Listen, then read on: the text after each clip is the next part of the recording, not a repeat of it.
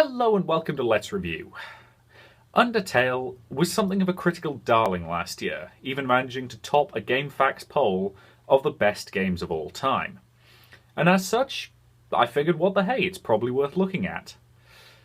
That is a decision I suspect I will come to regret, because in all honesty, I don't particularly like Undertale.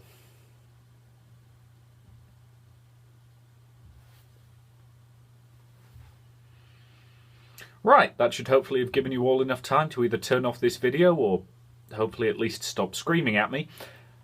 So, I am now going to explain why I don't particularly like Undertale, and I'm going to start, as always, with the gameplay. Undertale at first appears to be a very simple game when you boot it up, with a world exploration system that comes straight out of RPG Maker. However, once you start getting into the combat, that's when things start to get a little bit more complicated. This is the combat system of Undertale, and I'm having to speak up quite significantly because the music for this game is a little loud compared to my recording level. My apologies for that. As you can see, here we have two enemies, a Whimsalot and a Final Frogget. Now, from here we can do a number of things. We can fight, we can act, we can use an item, or we can attempt mercy. Now, mercy will only work when the enemies are either at quite low health, or you've acted sufficiently to make them want to give you mercy. Items are pretty much as you would expect. You can change what equipment you have equipped, and if you have any healing items, you can use those. I don't currently. If you choose to fight, the enemy's health bar will appear, and if I select this one, you get a simple bar and your aim is to hit it right in the middle for the most damage. Then you will get something like this, where you have to maneuver the heart around while white objects fly through. Your objective is to avoid those, as they will cause you damage whenever they hit, as you observe there. Because I've sufficiently injured the Whimsalot, I can now spare it, which means I didn't have to actually finally kill it. This gives me a much easier time of it, naturally, as I'm now only avoiding the attacks of one enemy. However, if I don't want to be too aggressive, I can use the Act option. So I can go to here, and from here I can check on the enemy, so if I do that, it has an attack of 30, a defense of 24, and it believes that its future looks brighter and brighter. Any action you take will result in one of these attack dodging sequences. Some are easier than others, some are extremely difficult to the point of being impossible to dodge everything.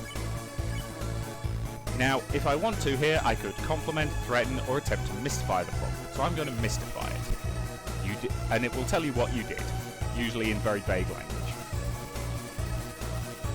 And the Final Froglet has recognised that it has more to learn from this world, so it's now feeling thoughtful.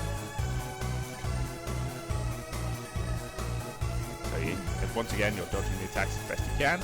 The Froglet seems reluctant to fight you, and you can hit the spare option and you win. If you kill the enemies, you will earn XP. If you spare them, you will earn gold. Needless to say, gold is used to buy things such as better weapons and healing items, and XP allows you to level up. The greater your level, the more health you get, the more survivable you are in combat. And fundamentally, that is it for the combat system of Undertale. It's worth noting that there are a lot of variations to the dodging mechanic. So, for example, there are certain enemies that will throw out green items which will heal you. There are certain enemies that will throw out pale blue items which you can pass through safely, providing your heart is not moving at the time. And there are also orange items which your heart can pass through safely, providing you are moving at the time. And the game will mix and match these in such a way as you have to very carefully maneuver either to avoid things or to be moving or stationary as they hit you. There is a decent amount of depth and complexity to this, but it does have its problems. Honestly, this is where my big problem with the game comes in. Specifically, the boss fights. Every boss fight introduces a whole new element of combat, and while that's potentially interesting, it quickly leads to frustration, as often the only way to defeat each boss is to memorize their attack patterns and compensate accordingly. This to me is not fun, and boss fights quickly become an exercise in pure frustration as you bang your head against a brick wall repeatedly trying to get past them. It eventually reached the point where, while facing down the final boss, I tried for over 2.5 hours to beat him before eventually accepting the truth that it just wasn't going to happen, and I was forced to stop there. Is that not your fault then for giving up? Maybe, and I'll freely admit that some people probably enjoy that feeling of bashing their head against a brick wall until they break through. But to me, it's just frustrating, and I was unwilling to backtrack through most of the game to find a place where I could actually buy additional healing items from. To my mind, the combat ruins this game, because the generic encounters quickly become boring and tedious, and the boss fights are incredibly frustrating. Overall, the gameplay I think is just not that good, at least not to my tastes. But if the gameplay drags it down, how does the story fare? Well, the story of Undertale begins when a child of indeterminate gender falls down a very deep hole and ends up in a world of monsters. They are then tasked with travelling through this world to find their way home, and along the way they encounter many, many monsters and must ask themselves, who is the true evil?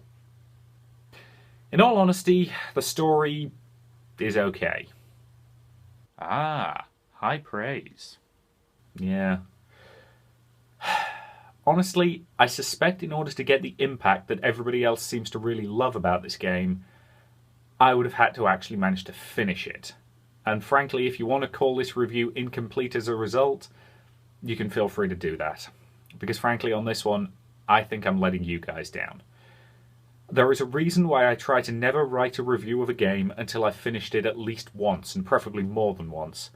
But given that I was unable to, and I have no desire to go back and try again, I think all I can do is operate on what I do know. Well, that is a remarkably small thing to be operating on. For the sake of the obvious joke, that is what she said. The characters of Undertale are pretty decent for the most part, and while they fall into a lot of fairly broad archetypes, they manage to have enough personality not to be too obnoxious, although there are at least a couple of jokes that I think go on for far too long. In all honesty, it's very difficult to talk about the plot of Undertale without giving away spoilers, but the one thing I will say is that it didn't make me feel anything. Given how others seem to have been reacting to this game, that seems a trifle odd. I know. Normally, it's really easy to invest me emotionally in a story, but for whatever reason, Undertale just didn't. Take one of the early boss fights where I didn't realise that it was possible to get through it without having to kill the enemy in question. And despite the game's best efforts, I never felt any guilt for causing her death. Well, that says something rather worrying about your personality. Yeah, but normally I'm the guy who agonises over everything. I still feel guilt every time I replay Mass Effect, and I have to leave one of the characters to die. I know that I can't prevent it, but it still hurts every single time. But here, I feel like it should impact me, but for some reason it doesn't. But is that a failing with the game, or with you? I can't tell. For whatever reason, Undertale's story just didn't connect with me. And I think it's a game that requires that connection in order to appreciate it. And as a result, I ultimately can't. Undertale's story does nothing for me. And in a game where I was already finding the combat incredibly frustrating, that, frankly, is a killer. The graphics and art style of Undertale are very simple, deliberately so, and I will be honest, for the most part this works. The main character is deliberately kept very androgynous, and most of the main supporting cast have very unique and interesting looks. but I can't honestly say that I like Undertale's art style. I don't dislike it, certainly, but to my mind, it's functional and nothing else. That's not necessarily a bad thing, but it does make it just okay, to my mind. Much like the graphics, the music of Undertale is okay. Again, I can't say I dislike it, and it's certainly reasonably well put together, but I can't honestly say it really does much for me either. In particular, a lot of the tracks that play during the boss fights don't seem to be terribly long, and as a result, them playing on loop can start to get frustrating, adding on top of the already frustrating gameplay. As to the rest, there is no voice acting, and the sound effects are simply okay. Overall, Undertale's audio work is fine, but nothing more than that. So, did I enjoy Undertale? No, in all honesty, I didn't. Should you buy it? Given this game's immense popularity, I know that a lot of people have played it and enjoyed it. I am not one of those people, and based on my own personal experience, I can't honestly say I hate it, even given the frustrations with its gameplay. But I also can't recommend it. I think part of the problem is how much it was hyped up before I had the opportunity to play it. I was expecting the greatest game ever made, and I got something that was simply okay, and disappointment has pushed it further down in my mind. But to be honest, if you haven't played it yet, you'll probably have that exact same issue.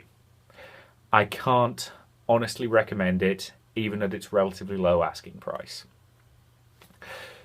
Now, if you'll excuse me, I feel the need to feel something about a video game.